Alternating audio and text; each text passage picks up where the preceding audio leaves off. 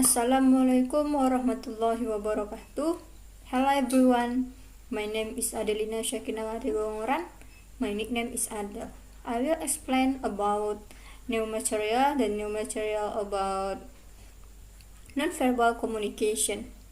This is a cross-cultural understanding course. The definition of communication. Communication is the transfer of information from one person to another. In other words, we can say communication as the exchange of ideas, information, and etc. Between two or more people, most of you spend about 75% of our working hours communicating our knowledge, thoughts, and ideas to others. There are three major types of communication, namely visual and verbal or dialogue and nonverbal communication. First, visual communication, as the name suggests, is communication through visual aids. It is the transmission of ideas and information in forms that can be read or looked upon. Second, dialogue or verbal communication is a conversation between two or more entities in which they use their speech organ to convey a message. Nonverbal communication is the process of communicating through sending and receiving wordless message. Third, nonverbal communication can be divided into four parts, namely body language, or kinesthetic, eye contact, or oculistic, touch, or haptic, body distance or proximity, paralanguage, and turn taking. A.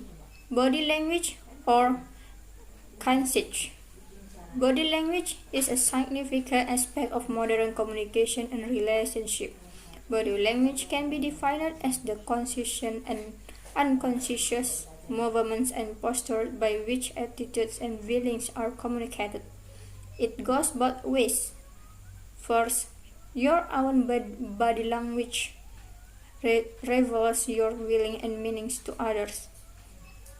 Second, other people's body language reveals their feelings and meanings to you. Body language, and more technically a study of body language, is also known as kinesthetic, which is derived from the Greek word kinesis, meaning motion. This includes body movement, body position, facial expression, as well as dress. 1. Body movement gesture. The most familiar categories of body language are the so-called emblems or quotable gestures. These are conventional, culture-specific body language can be used as replacement for words such as the hand wave used in the US for hello and goodbye. Body languages are a crucial part of everyday conversation, such as a chatting, describing a route, or negotiating prices on the market, etc. One of the frequently observed but less understood cue is a hand movement. Most people use hand movements regularly when talking. It can indicate a particular meaning, feeling, or intention. The same gestures can mean different things to people from different cultures. Nodding head means yes or understanding in many countries. One of the most frequently observed but misunderstood cue is hand movement.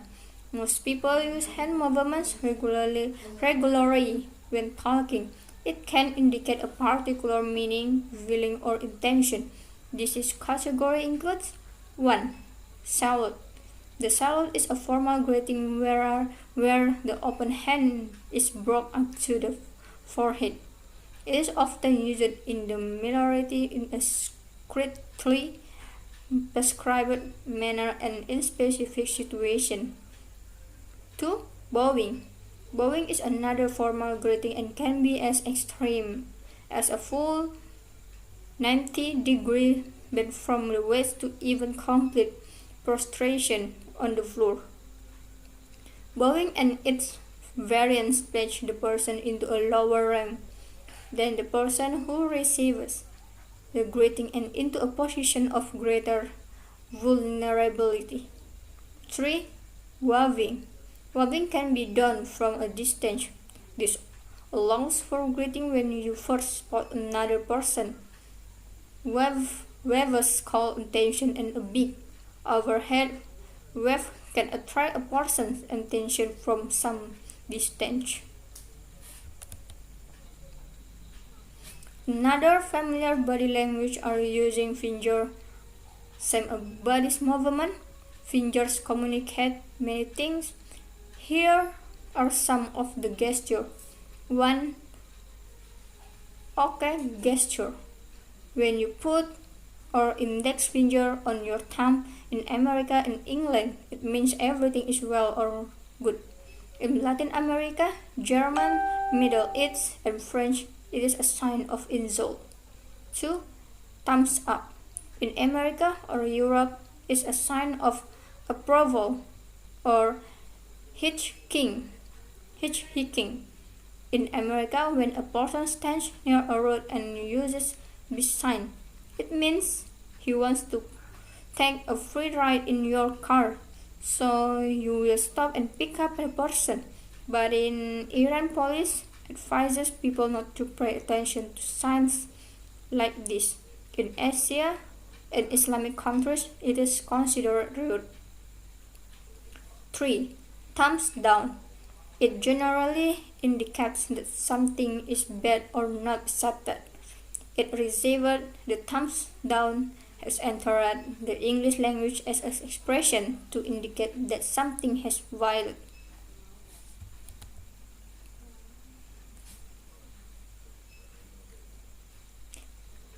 4. V gesture. With the palm facing forward, this gesture is seen as positive and meaning victory.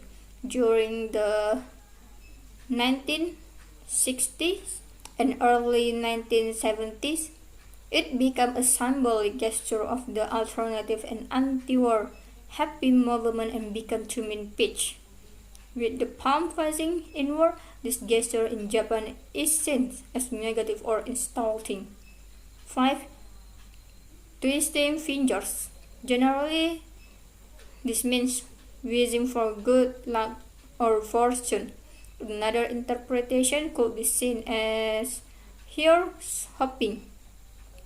As such, folklore believes that crossing the finger when telling a lie somehow offsets the evil of the lie. Some historians believe that crossing your finger is a hidden or sacred way of making the Christian sign of the cross a surefire way of defeating demons.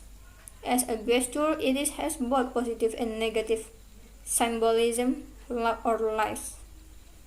6. Crooked finger. In today's Western society, the crooked finger is seen as a somewhat implied hand gesture. Almost exclusively a support to subordinate senior junior parent to child hand gesture, it has arrogance about it. It is also used for summoning a waiter, and in some countries it is used exclusively for calling over a prostitute Philippines. 2. Body position. Such representative French balloon from Germany and gymnasts from Britain are in difficult negotiation. Things are getting tense. French sit upright and is disturbed as Jim relaxes on his chair. France feels that Jim is not taking the negotiation seriously. Jim feels that France is getting more and more aggressive. The situation above shows how the people can misinterpret each other's behavior, and so the situation escalates. The Germans' upright position indicates the seriousness, meanwhile the Britons' relaxing posture in the chair indicates his wish to defuse the situation.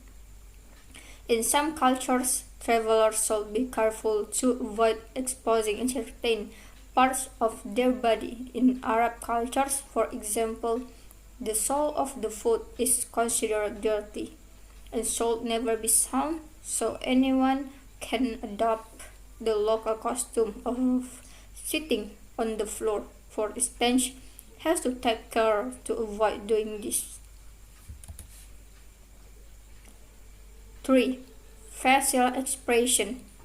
Facial expression usually communicate emotion. The expressions tell the attitudes of the communicator. It is now generally accepted that certain basic facial expressions of human emotion are recognized around the world, and that the use and recognition of this expression is negatively inherited rather than socially conditioned or learned. Researchers have discovered that certain facial areas reveal our emotion stage better than others. This means that as the receiver of the message, we can rely heavily on the facial expression of the sender because his expressions are the better indicator of the meaning behind the message than his word. Facial expressions continually change during interaction and are monitored constantly by the recipient. The meaning of this expression may be similar across cultures such as first, eyes, 2 mouth, 3 head, 4 arms, and 5 hands. 4. Dress. Since the time of our cave dweller and ancestors, people paid great deal of attention to clothes. They made clothes out of tree leaves, animals' heads, and now we have excellent apparel industries that use artificial materials to manufacture clothing. Our clothing is a part of our cultural identity. Even the way people dress for business differs widely across cultures. Wearing formal clothes in all over the world means people is going to interview, workplace, celebration, or a place where some high-ranking people are present. Wearing informal clothes in all over the world means that the person is going a friendly party, barbecue, or an informal pledge. To the British partner, his Europe partner's choice of a sport jacket suggested inappropriate informality. As always, it is not only national culture differences that are important. Corporate culture can differ widely too, even within the same industry. When we understand body language, we become better able to refine and improve what our body says about us, which generates a positive improvement in the way we feel, the way we perform, and what we achieve. B. Eye contact.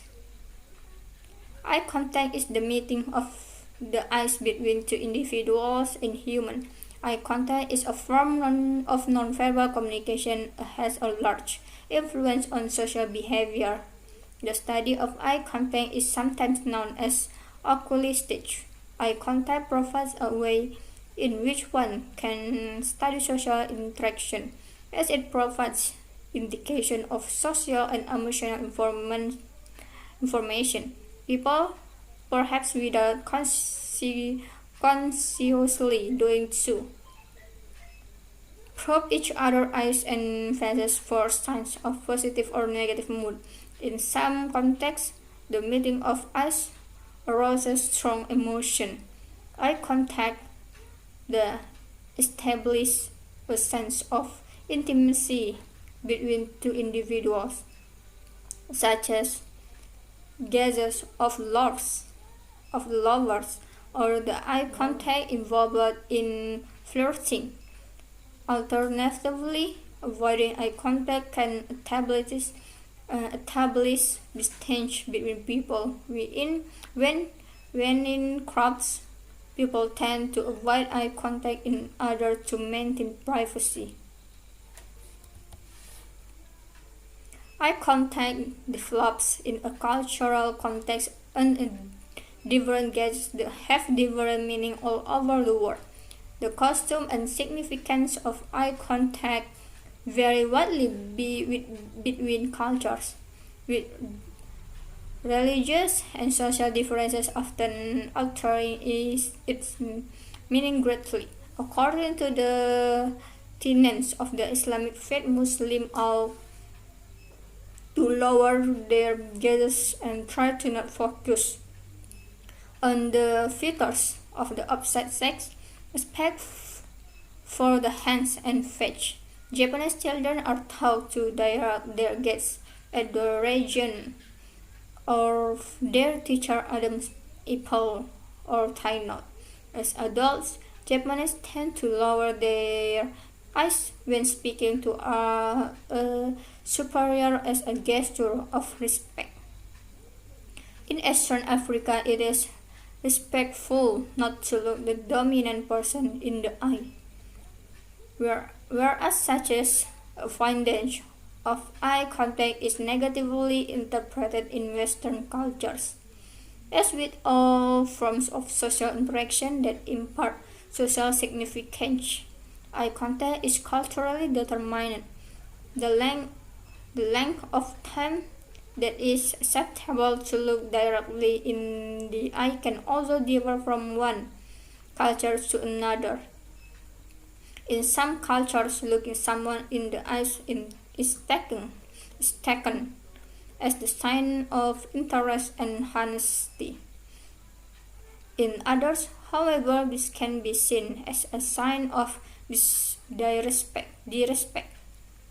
Victors gradually learn not to look too directly at the person they are talking to, in case they are told to be starting instruct civilly. C. Touch or haptic. Touch is culturally determined, but each culture has a clear concept of what parts of the body one may not touch. Basic message of touch is to effect of culture, of control, protect, support, disapprove, or hug, kiss, hit, catch. Here are some examples. First, in USA, handshake in common, or even for strangers, hugs, kisses for those of opposite gender or of family, usually on an increasingly more intimate basis. Most African American touch on greeting but are anyone if touches on the head or good boy, good girl overtones. Second, Islamic and Hindu typically don't touch with the left hand. To do so is a social insult. Left hand is for toilet functions. Mannerly in India to break your bread only with your right hand. Islamic cultures generally don't approve of any touching between genders, even handshakes. But consider such touching or including hand holding hugs between same sex to be appropriate. Third, many Asians don't touch the head or hit houses the soul, and the touch puts it in jeopardy. D. Body distance or speech. Proxemics or personal speech is defined as the study of the amount of speech that people find comfortable between themselves and others. People are usually more comfortable standing closer to family members than to strangers. the study of the way that people use physical speech to convey message in called proxemics. Personality also determines the size of this speech. For American distance in social conversation is about an arm's length to 4 feet.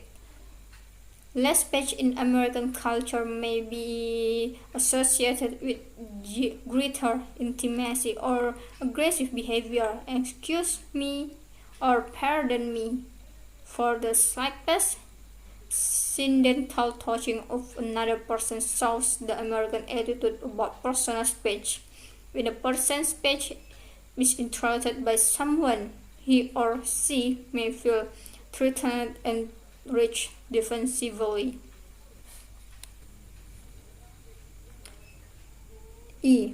Paralang. It is not only words that convey message, but also a range of other factors such as 1. Vocal characteristics. Laugh, cry, yell, moan, whine, belch, yawn send different message in different cultures. For example, in Japan, giggling indicates embarrassment. In India, belch indicates satisfaction. 2. Vocal qualifiers such as volume, pitch, rhythm, tempo, and tone have different meaning. Loudness indicates strength in Arabic cultures and softness indicates weakness. In German, it indicates confidence and authority. Meanwhile, in Japanese, it indicates loss of control. Generally, one learns to not shout in Asia for nearly any reason. 3. Vocal segregates such as ha,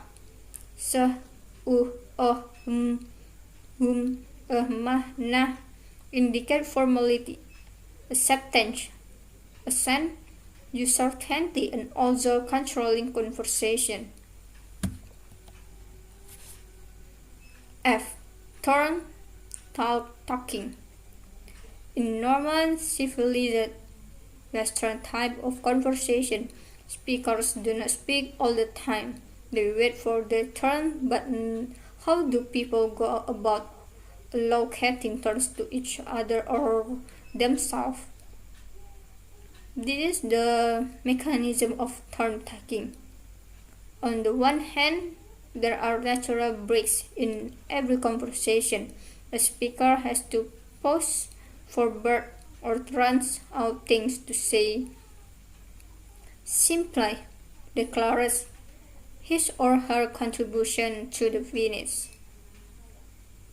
The way that turn-taking works in a conversation and the role of silence differ between cultures. In some it is acceptable and even desirable to interpret, whereas in some others it is normal to wait for your partner to finish speaking before making your point. In some cultures, a period of silence is accepted as the norm. Thank you for watching my presentation slide. Alright, this is all I can say more and I less apologies. Assalamualaikum warahmatullahi wabarakatuh.